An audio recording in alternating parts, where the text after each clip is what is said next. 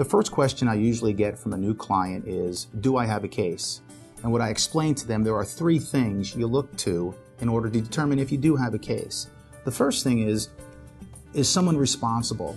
Is there liability? What I mean by that is, was somebody negligent? And for example, in an auto accident, did somebody violate a vehicle code section, such as they were speeding, perhaps running a red light, or violating your right-of-way? So you have to have responsibility. The second factor that you look to, were you damaged? And going back to the auto accident example, you could be in an accident where somebody's at fault. However, if you weren't hurt, you do not have a personal injury case. You may have a property damage case, but you do not have a personal injury case.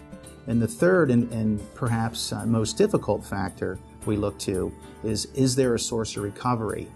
I get a lot of calls and I talk to a lot of people where we're able to establish someone's responsibility and damages, but a lot of times people are uninsured or they don't have the financial wherewithal to pay for someone's damages.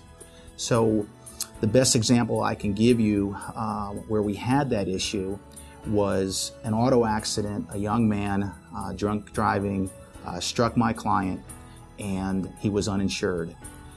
Through our diligence and investigation, we were able to determine that this young man also had a residence set up with his father.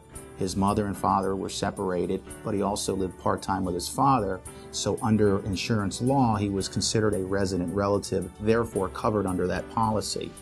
So you never know. You really have to look into these cases to determine if there is really another source for recovery.